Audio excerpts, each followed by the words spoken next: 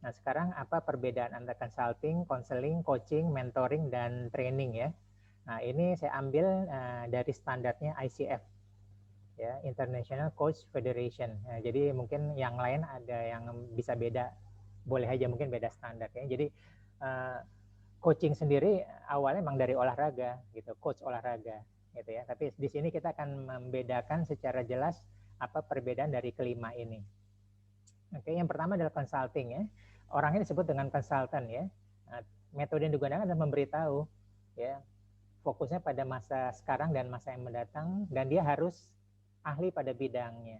Nah, jadi konsultasi psikologi ya, konsultasi dokter dan sebagainya, engineering, nah itu konsultan. Nah, ada tanda sama dengan di bawah ya, karena menjawab gitu ya. Nah, dia sudah punya jawabannya ya. Kalau ini jawabannya ini. Kalau pertanyaan A maka jawabannya X. Kalau pertanyaan B maka jawabannya Y. Kalau pertanyaannya C maka jawabannya Z. Nah, itu fungsi dari konsultan. Bagaimana jika tidak ada jawabannya, maka konsultan akan merefer ya. Misalnya dia sebagai dokter umum, oh ini nanti berarti saya refer ke penyakit dalam. Nah, seperti itu ya. Nah, begitu juga dengan misalnya psikolog ya. Oke, ini konseling ya, saya bisa melakukan konseling atau ke orang lain yang ahli di bidang konseling atau ke hipnoterapi. Nah, seperti itu ya. Itu consulting. Jadi suatu pertanyaan sudah ada jawabannya. Nah, kemudian konseling ya. Konseling ini berbeda dengan yang lainnya. Dia berorientasi fokusnya ke masa lalu. Ya, dan harus ahli di bidangnya ya. Orangnya disebut dengan terapis atau disebut dengan konselor. Ya. Metode yang digunakan adalah memberitahu. Jadi dia tugasnya ada melepas, menghapus negativity, mental block yang terbawa dari masa lalu ya. Makanya lambangnya adalah tanda kali ya, warna merah. Jadi proses itu ya. Jadi consulting itu pertama kali dia menyaring dari awal ya.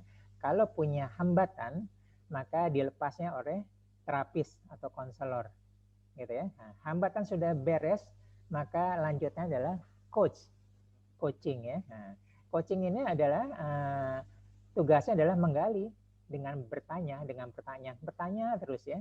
Nah, fokusnya adalah masa sekarang dan akan datang. Nah, uniknya adalah coach itu tidak perlu ahli pada bidangnya. Nah, jadi coach bisnis, coach dan lain sebagainya ya. Dia tidak perlu ahli di bidangnya. Dia cuma ahli untuk menggali saja. Ya. Nah, ini lambangnya ke atas. Maka disebut mirip dengan upload.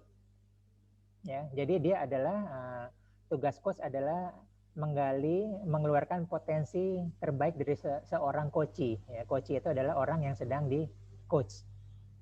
Gitu ya. Nah, kalau sudah muncul ya potensi-potensi yang terbaiknya dari ini, maka dilanjutkan ke mentoring. Ya, mentoring itu harus ahli di bidangnya, mentor bisnis, mentor kesehatan ya. Nah, makanya panahnya itu adalah mengarahkan, ya, mengarahkan. Jadi dia memberitahu. Orangnya disebut dengan mentor. Ya. Untuk pembekalan semuanya, ya, penguatan, pengayaan, ya, dan sebagainya untuk mengisi puzzle yang hilang, yang kosong, maka dia perlu mengikuti training ya. Orang yang melakukannya disebut dengan trainer.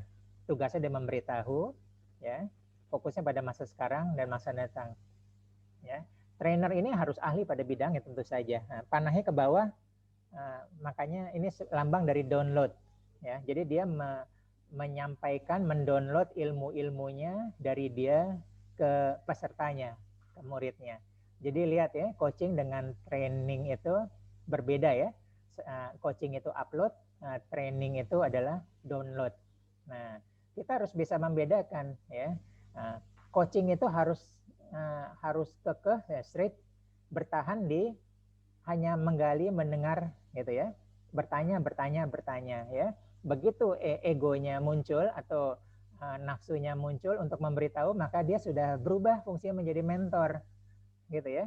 Nah, begitu dia menjawab, dia sudah berubah menjadi konsultan, gitu ya. Begitu dia mengajarkan, memberitahu, maka dia sudah disebut sebagai trainer, ya. Begitu dia membantu melepaskan masalah, ya, maka dia sudah menjadi terapis.